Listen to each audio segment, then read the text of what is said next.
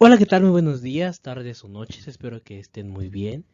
El día de hoy vamos a hablar sobre un tema muy importante, el cual es el de la tuberculosis. Y principalmente vamos a abordar cómo se puede llegar a prevenir esta enfermedad.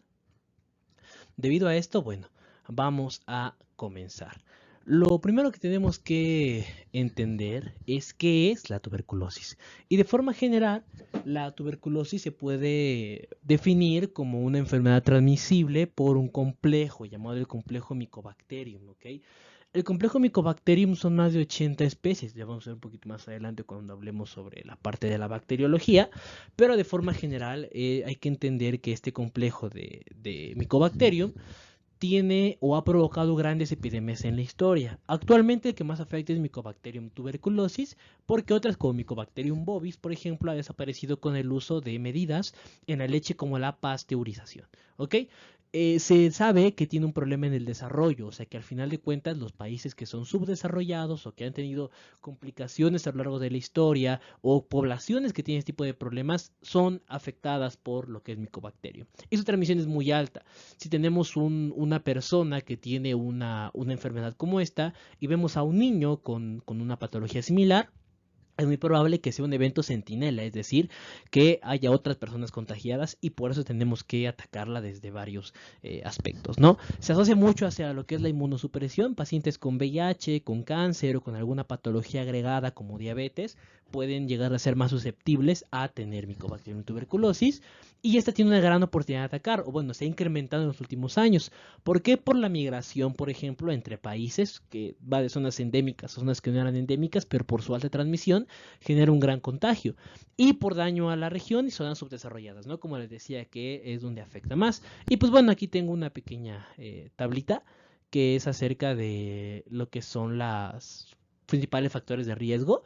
Y pues bueno, ese contacto cercano con un paciente infectado, vivir en áreas con hacinamiento, trabajar o los trabajadores de la salud, un acceso limitado al cuidado de la salud, no estar vacunado, vamos a ver un poquito más adelante lo que es la vacuna BCG, no tener hogar, el alcohol o el abuso de drogas también porque puede llegar a transmitirse por muchos otros factores. También cuando veamos hepatitis vamos a hablar de ello. Y otros, pues que sean niños, que sean inmunocomprometidos, VIH, cáncer, pues en general todo lo que tenga que ver con el inmunocompromiso, la malnutrición, diabetes, la edad y pues medicamentos que generen esta inmunosupresión.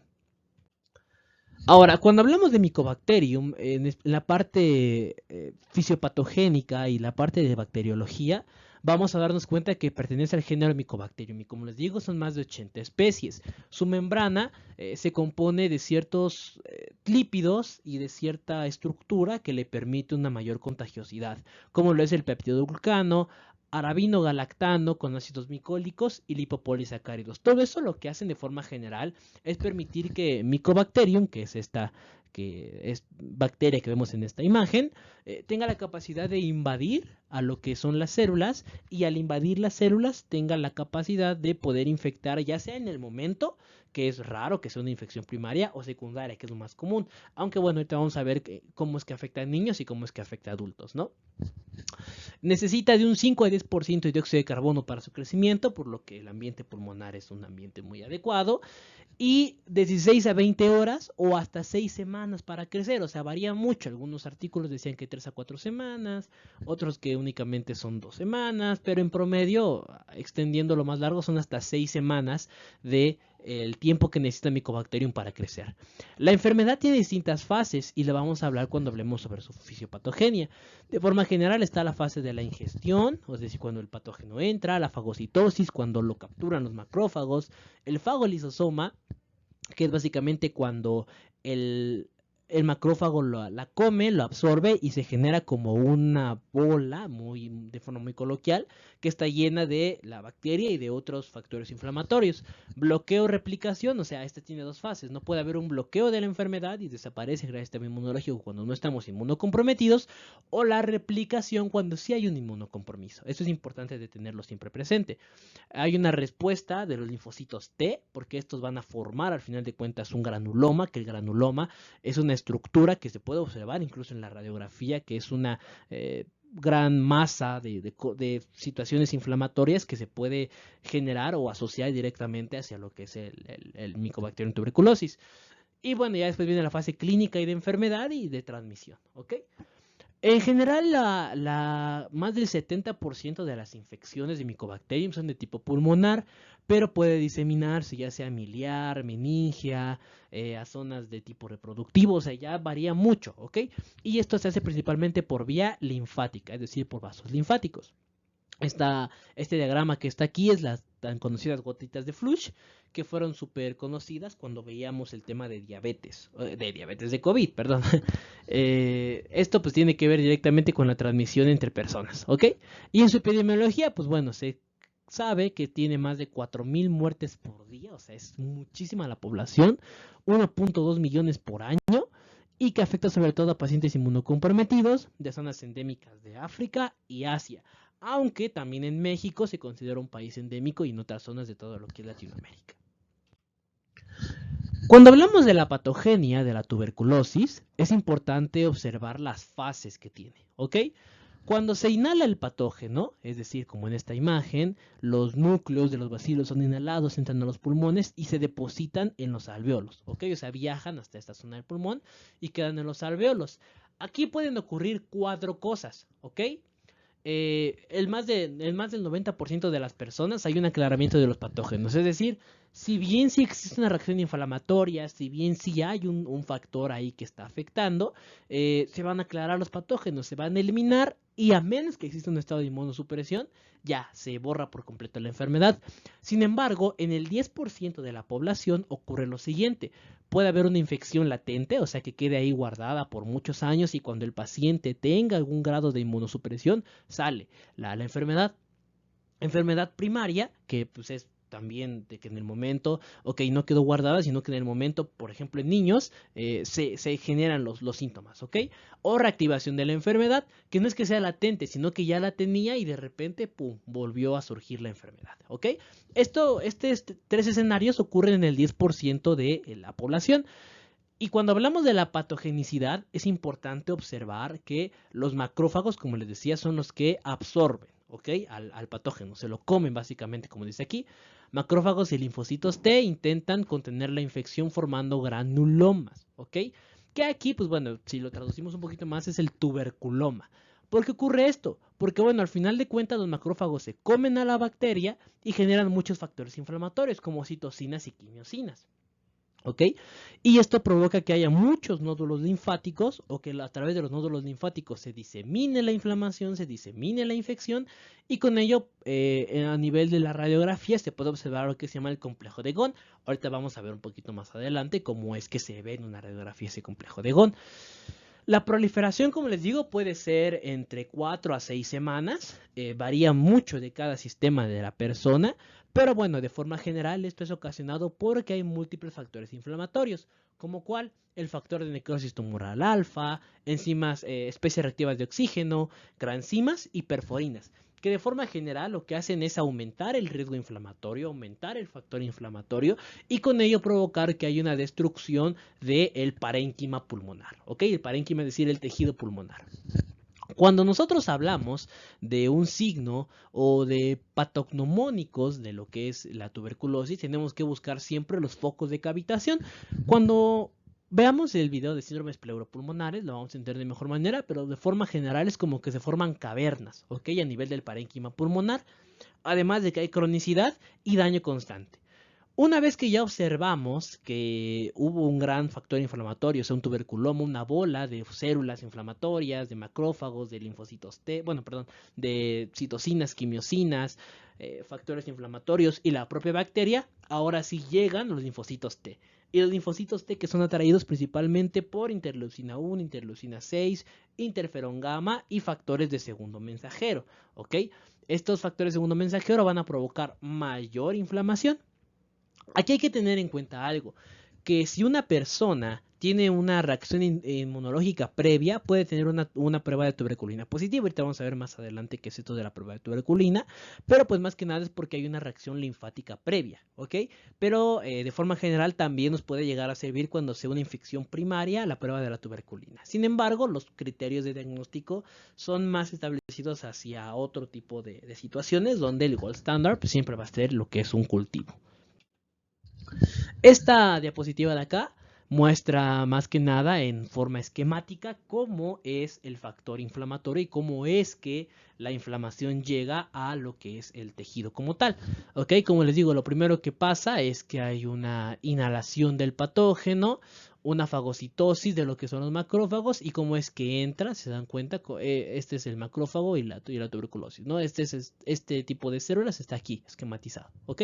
Entonces, cómo entra, cómo forma este tuberculoma que les mencionaba y cómo se empiezan a liberar más factores de inflamación, citocinas, quimiosinas, más reclutamiento de macrófagos, factores vasculoendoteliales, de crecimiento vasculoendotelial, activa la respuesta inmune innata, genera angiogénesis y finalmente forma lo que es el granuloma, que es el tuberculoma, ¿no? Al final de cuentas, provocando mayor respuesta inmunológica, manifestaciones clínicas y se repite el ciclo porque al final de cuentas esta persona que ya tenga manifestaciones clínicas es la que va a contagiar a otra y esta otra va a hacer esto, ¿no? Por eso es una enfermedad altamente contagiosa, donde es muy importante reconocer que las células T, los linfocitos T, son los que llegan a generar este factor inflamatorio final que provoca la reacción más grave y el daño a todo lo que es el parénquima, ¿ok?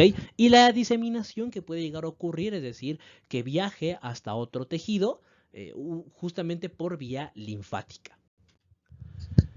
Ahora, ya hablando más que nada sobre la parte clínica, ya pasando la fisiopatología de lo que es Mycobacterium tuberculosis, vamos a hablar sobre las manifestaciones clínicas. Cuando es una infección pulmonar, bueno, en niños, como les mencionaba, tenemos que verlo como un evento centinela. Es decir, un niño no es muy común que se contagie él solito de tuberculosis, ¿no? O sea, lo más común es que sea un familiar adulto con el que vive en casa que tenga tuberculosis o un lugar en el que haya estado y por ser niño, por tener ciertas condiciones anatomopatológicas especiales, genera que él sea el que sale con las manifestaciones clínicas, ¿ok? Pero de forma general es un evento centinela. El riesgo es en los menores de 2 años, sobre todo por el estado inmunológico, que está muy inmaduro. Si a eso se le asocia que es un niño que tuvo comorbilidades, que tiene VIH, que tiene cáncer, por ejemplo, o que no tuvo lactancia materna, no tiene sus vacunas, o sea, hay que tener eso siempre presente, ¿ok? Por eso digo que la virulencia, o bueno, los factores de los que depende la enfermedad son la virulencia, es decir, la cantidad de bacterias que invadan al organismo, el estado inmunológico del paciente, nutricional, niños con desnutrición, se sabe y se ha comprobado que tienen un riesgo mucho más alto de desarrollar cualquier enfermedad, y comorbilidades, como les mencionaba, ¿no? ¿Y cuáles son las manifestaciones clínicas principales? Que sea una tos mayor a 3 semanas, una tos productiva, ok, hemoptisis con sangre, pérdida de peso, también es muy común, sudoración nocturna, anorexia y fiebre, ok. La infección diseminada depende del tejido, por ejemplo, si es una tuberculosis meningia va a tener síntomas de una meningitis, ok, pero esto ya es cuando la enfermedad ha progresado bastante y cuando por alguna razón no se pudo controlar el foco pulmonar. Esta imagen de aquí me gustó mucho porque se dan cuenta, resume mucho lo que son los síntomas de la tuberculosis hacia más específicos y otros que son un poquito que se solapan, ¿ok? Con otras enfermedades. Por ejemplo, más específicos, una tos productiva, ¿ok? Anomalías estructurales cuando observamos algo radiográfico, ¿ok? En lo que son los pulmones. Algunos extrapulmonares, pues bueno, ya depende del tejido, ¿no? Tos con incremento de mucosidad, tos con sangre, hemoptisis, y ya de ahí son otras, ¿ok? O sea, otros síntomas, como las sudores nocturnos, dolor en el pecho, o sea, ya depende, ¿ok? De cada complicación que tenga la tuberculosis. Y hay que tener en cuenta siempre las red flags de la tuberculosis. Por ejemplo, estas red flags son los síntomas más graves que pueden llegar a presentar y se dan cuenta muchos se comparten entre los síntomas comunes y las red flags, ¿no? O sea, tos persistente, hemoptisis, sudoración nocturna, pérdida de peso, fiebre, fatiga normal y muy excesiva, nodulaciones y dolor torácico o abdominal, ¿ok? Es importante tenerlo siempre presente también. Ahora, Una parte muy importante de todo lo que tiene que ver con la tuberculosis es el diagnóstico, ¿ok? Las características clínicas nos pueden dar una idea, sí, pero hay que tenerlo muy presente hacia muchos otros factores, ¿ok? Sobre todo en estados inmunosupresivos, porque podemos pensar en un cáncer, una leucemia, en otra enfermedad, o sea, cualquier cosa, y la tuberculosis puede ser incluso un diagnóstico de descarte, ¿ok? Si estamos en una zona endémica, es un paciente inmunosuprimido y no tiene la vacuna de la BCG, casi es una triada característica para el diagnóstico, ¿ok? En cuanto al laboratorio, bueno, hay que entender que la prueba de tuberculina, que es básicamente la aplicación de un antígeno de forma muy general que va a tener una respuesta inflamatoria, pues va a formar una pápula, ¿ok? Hacia el segundo o cuarto día. Para que sea positiva, esta pápula debería de ser mayor a 5 o 10 milímetros. Y ya a partir de acá, porque si bien va a generar una acción inflamatoria, no es la misma reacción inflamatoria de un paciente que tenga una prueba positiva que una negativa, ¿ok? La prueba negativa es menor a 5 o que nunca se haya formado una pápula. La prueba positiva es que al segundo o cuarto día se forme de un tamaño mayor. Otros es el IGRA, que de forma general son estados inmunológicos o de serología, donde vamos a observar la reacción del interferón gamma, la amplificación de ácidos nucleicos a través de una PCR, y el clásico, o más que el clásico, el gold standard, es el cultivo del bacilo, ¿ok? El cultivo de Ziel-Nielsen, que es a través de esputo y secreciones. En cuanto a imagenología, que pues puede ser muy común que en algún lugar no tengamos estas pruebas, pues que al final de cuentas son las que nos van a dar el diagnóstico final, y que únicamente tengamos la clínica y pruebas de radiología, ¿ok? De imagen, perdón. En la RX de tórax, o sea, en la radiografía, nos va a servir tanto para el diagnóstico, para el manejo y para el pronóstico, ¿ok? Eso es muy importante, porque si observamos que ya hay múltiples signos, como hoyos, ahorita vamos a entender qué es esto de los hoyos y demás en el pulmón, pues nos va a dar que es un pronóstico más sombrío, ¿ok? Que si fuera un paciente sin tantas complicaciones y que se viera más como un infiltrado. También nos ayuda a buscar ganglios y extensión de los patógenos. Cuando es un problema primario, o sea, cuando es una tuberculosis primaria, que les digo es más común en niños, hay infiltrados inflamatorios con linfadenopatía, ¿ok? Y un cuarto del derrame pleural, o sea, un cuarto de los pacientes tiene derrame pleural, y también en las cavidades, ¿ok? Cuando es una infección secundaria, lo más común es que las cavidades tengan necrosis en los lóbulos superiores. Aquí podemos observar cómo hay una tuberculosis pulmonar con una cavidad grande en la zona superior del pulmón derecho. Entonces esto es más probable que sea una tuberculosis secundaria por la región, ¿ok? Y como les digo, primaria es más en niños, secundaria es más en adultos. ¿Ok? Enfermedades que por alguna razón hayan generado inmunosupresión y pues bueno, en el adulto se manifiestan de esa forma. Esta diapositiva resume muchos criterios diagnósticos y clínicos que son importantes de tener siempre. Por ejemplo, las recomendaciones para la prueba de tuberculina en niños y adolescentes es que la inmediata sean los que tengan contacto directo con un individuo de tuberculosis. Hallazgos clínicos radiológicos sugestivos. Inmigrantes, ¿ok? Como les decía, de zonas endémicas. Niños viajeros de zonas endémicas. Antecedentes de inmunosupresión, corticosteroides o algún antagonista de factor de TNF, ¿ok? VIH. Y bueno, los que tienen que tener siempre su prueba anual son los que tengan VIH, adolescentes en prisión o niños en comunidades con marginación social, y agregaría en zonas que tengan condiciones como endemia o epidemia de la tuberculosis. ¿Cuándo podemos? La tomografía computarizada tampoco va a ser es una gran herramienta diagnóstica, pero no es siempre, ¿ok? Por el riesgo que tiene de todo lo que ella conlleva y las complicaciones que también tiene, que no están en todos los hospitales, sino que hay que tenerla siempre presente, ¿ok?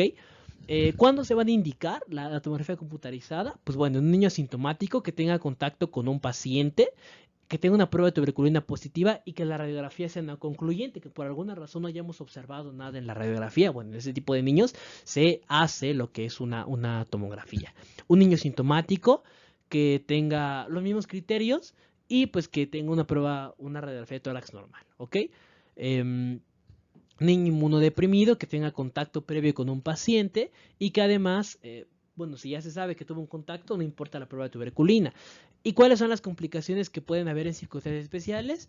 Adenopatías compresivas, o sea, que estén aplastándose por alguna razón en el parénquima, atrapamiento aéreo o atelectasia, o sea, que el pulmón se hace más chiquito y se está generando mucha retención de aire, cavitaciones, o sea, cavernas, al final de cuentas, daño del parénquima, bronquiectasias, fístulas broncopleurales. Y una recomendación débil, pues bueno, en niños menores de 2 años asintomáticos que tengan contacto con un paciente positivo, con prueba de tuberculina positiva y una RX normal, y en niños asintomáticos con contacto, con prueba de tuberculina y con radiografía, ¿ok?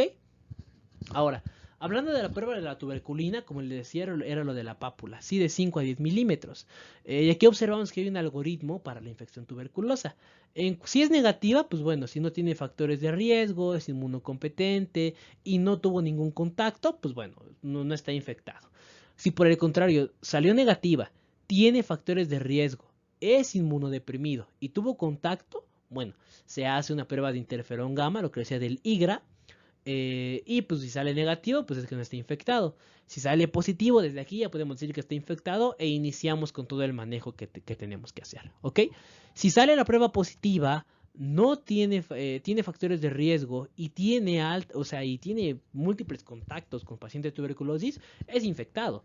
Si salió positiva, no tiene factores de riesgo, ya está vacunado con la BCG y no tuvo contactos de tuberculosis, pues bueno, hacemos el IGRA, si sale positivo interferón gamma, pues ya, nos vamos a esta parte de que está infectado, si sale negativo, pues es que no está infectado. Ok, al final de cuentas, IGRA va a ser el segundo paso de la infección cuando lo tengamos a la mano. Cuando tengamos a la mano el cultivo, ese va a ser el gold standard asociado a la clínica y a las imágenes radiográficas. Ok, que si se dan cuenta, el diagnóstico de la tuberculosis se basa en la clínica, en la radiografía, en la prueba de tuberculina, en el cultivo y sobre todo en el antecedente y en lo que rodea en la historia clínica del paciente. Esta diapositiva, pues bueno, se dan cuenta, estas se las dejo más que nada a su enseñanza, pues que son múltiples radiografías hechas a pacientes con, con tuberculosis, en donde pueden encontrar ciertos patrones. No se dan cuenta, puede ser una simple adenopatía que parece algo viral, incluso un derrame pleural, reducción del volumen del lóbulo superior derecho. O sea, al final de cuentas hay múltiples imágenes radiográficas que pues se las dejo, como les digo, más que nada para que ustedes la repasen. Ahora, no vamos a meternos mucho al tratamiento porque esto es más, no es la intención de este video es más hablar sobre la prevención de la enfermedad, el diagnóstico y la vacunación, ¿ok? Ahorita vamos a hablar un poquito sobre el medicamento, pero bueno, de forma general, el tratamiento de la tuberculosis tiene que ser un tratamiento estrictamente vigilado, es decir, casi ver que se están tomando sus pastillas para que a partir de ahí nosotros podamos observar que realmente estamos en esta parte de atacar a lo que es el patógeno, ¿ok? ¿Por qué? Porque se ha observado bacilos de Mycobacterium tuberculosis altamente resistentes al tratamiento, que esto genera mayor diseminación y mayor contagio. ¿Por qué? Porque al final de cuentas estamos haciendo bacilos resistentes a los tratamientos previamente conocidos.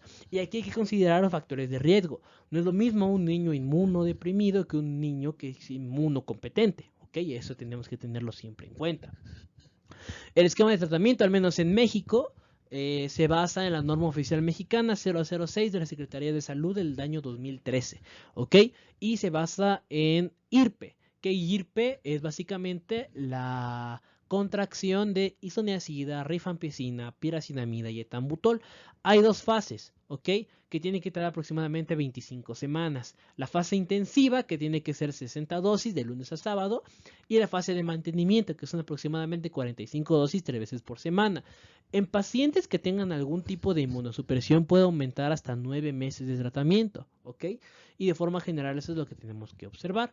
Por ejemplo, si tenemos en esta parte, ¿no? Lo normal que son 6 meses. Tuberculosis pulmonar. Y aquí observamos los fármacos en 2 meses y la fase de sostén, que sería esta fase de mantenimiento, 4 meses, o sea, 6 meses.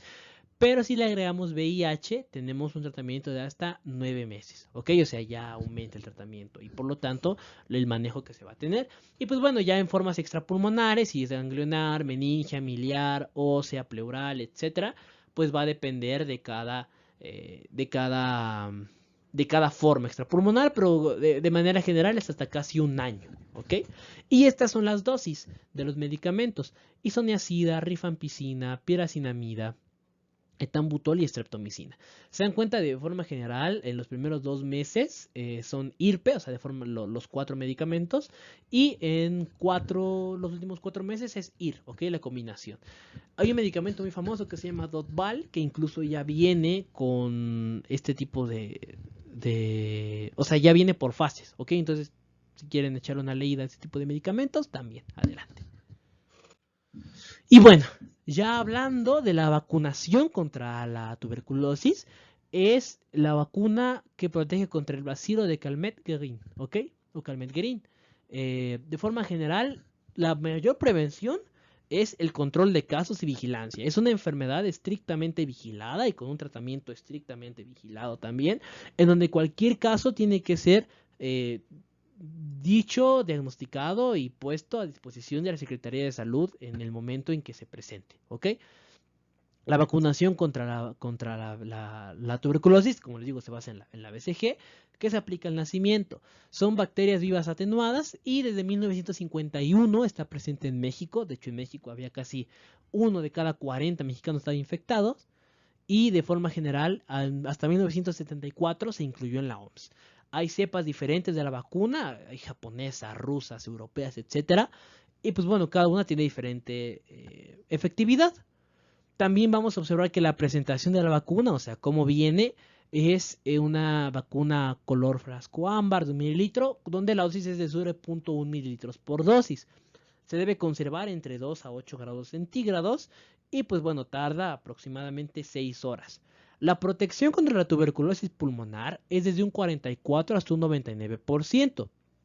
Cuando se aplica en neonatos, o sea, en recién nacidos, puede llegar hasta 88% de efectividad, ¿ok? En niños más grandes, 64%. La protección contra las formas extrapulmonares, es decir, la forma meningia, la forma miliar, la forma ósea, etcétera, llega hasta un 85%, ¿ok? Es importante tenerlo en cuenta porque esto nos va a ayudar a discernir o no entre una enfermedad. En cuanto a la evolución normal de la vacuna, ¿ok? Es una aplicación directa de la misma, donde observamos que hay una pápula que dura de 15 a 30 minutos, luego de una fase edematosa, se indura y aparece una mácula a las 2 o 3 semanas, luego hay un nódulo que está entre la cuarta y sexta semana, que aumenta en 1 a 2 semanas, el absceso y la ulceración, es decir, hay una úlcera directamente de la misma, una cosa entre la sexta y la doceava, y ya hasta a partir de los 3 meses aproximadamente de que se puso la vacuna, es decir, cuando el bebé tenga 3 meses, ya va a ser una cicatriz menor de 10 milímetros que perdura para toda la vida, una cicatriz queloide, ¿ok? Ese tipo de cicatriz, pues bueno, es la que muchos tenemos desde 1951, que se empezó a aplicar de forma obligatoria en México. ¿Cuáles son las indicaciones de la utilización de la vacuna BCG? Bueno, al menos en México, según el manual de vacunación, es los mayores de 2000 gramos, ¿ok? Y menores de 1 año. Esas serían las indicaciones principales para la vacuna contra la tuberculosis. Ahora, ¿cómo actúa la BCG? Pues bueno, como cualquier otra vacuna, actúa estimulando el sistema inmunológico, ¿ok? Al ser bacilos atenuados, este tiene la capacidad de que no provocan la enfermedad en sí, pero generan una respuesta inmunológica muy similar, lo que nos va a terminar provocando que tengamos una respuesta adecuada cuando el bacilo real entre al organismo y ya quede en esta parte que les decía al principio, ¿no? De la eliminación del patógeno, pero más que nada o sea, que no genere síntomas, sino que únicamente sea una parte sintomática. Protege, se ha demostrado, esto es muy interesante, de hecho los invito a leer el artículo si quieren, se llama una revisión de la vacuna BCG y otras medidas para la erradicación de la tuberculosis, de Thomas Cho, Christopher Kachdaruyan, y bueno, el que tengo aquí abajo. De todas maneras, saben que siempre les dejo las referencias aquí. Y pues bueno, es muy interesante porque en el artículo mencionan que la vacuna BCG obviamente protege contra la tuberculosis, pero se ha observado que niños que tienen BCG y que tienen este tipo de vacunas son menos susceptibles a otras enfermedades respiratorias y a otros patógenos. ¿Por qué lo hace? De forma general porque es la estimulación de células NK, ¿ok? O sea, si bien obviamente actúa en todo el sistema inmunológico, las que actúan de forma principal es en las células NK y estas provocan mayor secreción o mayor protección de interferón gamma y factores inflamatorios que van a permitir que se proteja el cuerpo contra otros organismos, es decir, tiene una protección cruzada, ¿ok? Y no directamente contra bacilos, sino incluso contra virus y contra otras bacterias. Es muy interesante y genera que haya un mejor patrón de reconocimiento. De hecho, se sabe que se está trabajando en vacunas nuevas a través de otras cepas en otros países y en otros laboratorios que están buscando que ya sea algo más de forma vía oral, ¿ok? Si bien siguen fases de prueba o en fases de este estilo, pues bueno, o incluso refuerzos de vacunas en adultos, pero pues bueno, eso todavía está bajo estudio. Al menos al día que estoy subiendo este video, esto está bajo estudio, no sé si ya salió algún otro artículo, pero bueno, de forma general es eso. Y como les digo, la vía es intradérmica, 0.1 mililitros, de preferencia en el brazo derecho. ¿Ok? ¿Cuáles son las contraindicaciones de la vacuna BCG cuando no se debe de aplicar en el embarazo? Pacientes con una gran inmunodepresión, o sea, inmunosupresión severa, antecedentes de hermanos con inmunosupresión y que en el VIH ocurra que haya un bajo conteo de CD4. Recordar que de forma general en el VIH el conteo de CD4 nos habla sobre el estado inmunológico y el estado de infección que presenta el paciente. Entonces, si es un conteo bajo, no debemos de aplicarlo. Las precauciones, ¿cuándo hay que tener cuidado a la aplicación? No se contraindica, pero tener cuidado cuando hay una enfermedad moderada o grave, o sea, un niño con una enfermedad previa, cualquier antecedente de, por ejemplo, un neonato que tenga un problema respiratorio, ¿no? Ya vimos también enfermedades principales del recién nacido, los invito a ver el video en el canal, que pese menos de 2 kilos, o sea, de 2000 gramos. Problemas de la piel, pues más que nada porque en general la vacuna va a provocar una gran pápula que va a terminar siendo una cicatriz queloide, desnutrición sobre todo severa, otras vacunas, o sea que se choque directamente, aunque bueno, ya vamos a ver que hepatitis también se aplica al recién nacido, ahorita vamos a ver en otro video cuando hablemos sobre hepatitis, transfusiones y cuando existe tratamiento activo contra la tuberculosis, o sea que hay zona endémica, se ve contagiado, incluso de madre con tuberculosis, entonces tenemos que cuidar este tipo de situaciones, ¿ok? Son precauciones a la aplicación de la vacuna. Y ya para ir finalizando, ¿cómo es el esquema o cómo es que ocurre en VIH y los ESAVI? ESAVI es el acrónimo de eventos supuestamente asociados a la vacunación, ¿ok? O sea, patologías o problemas que han sido asociados a la vacunación como fiebre, vómito, diarrea, ese tipo de efectos nocivos comunes de la vacunación, ¿ok? Entonces, si hablamos de VIH, nos vamos a dar cuenta de que si el estado de los recién nacidos de las madres es desconocido, o sea, no se sabe si la madre tiene VIH, si no tuvo VIH, etcétera, se aplica la vacuna, que es en casi todos los recién nacidos, ¿no?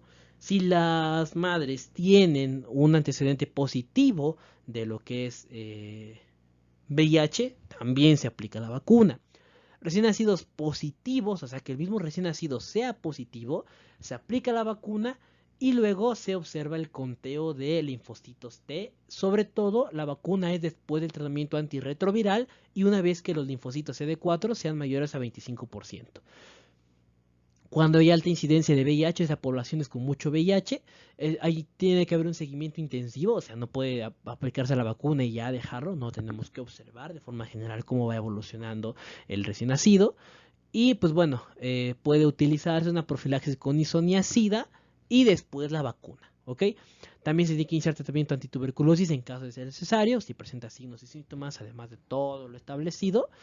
Y pues bueno, si la madre tiene tratamiento terminado y la vaciloscopía de ella sale negativa, pues bueno, se puede aplicar la vacuna al recién nacido. ¿Y cuáles son los ESAVI? Bueno, los eventos asociados a la vacunación son el eritema, la induración, el dolor y la cicatriz en más del 90%, es decir, a todos los que nos han aplicado a la BCG tenemos la cicatriz y ese es el evento más común.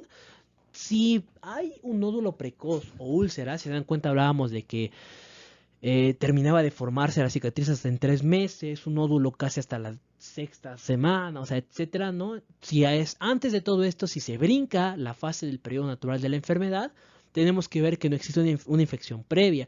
¿Por qué? Porque al aplicar la vacuna como que se reactiva el sistema inmunológico, se reactiva el patrón inflamatorio y por lo tanto tenemos que hay nódulos precoces o incluso úlceras, ¿ok? También si observamos linfadenitis simple o no supurativa, que esto es un evento cerca del 1 al 6%, sobre todo esta, y la linfadenitis supurativa, es decir, la que supura, la que saca líquido, es de 387 por cada millón, o sea, es mucho más raro.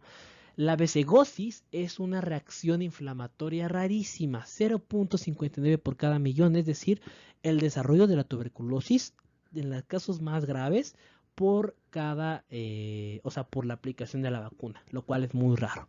Y pues bueno, esto es más que nada sospechar cuando existe otras lesiones granulomatosas. Y esto es lo que les decía, más que nada este esquema es por el linfocito CD4, que es el receptor principal del virus de lo que es el VIH.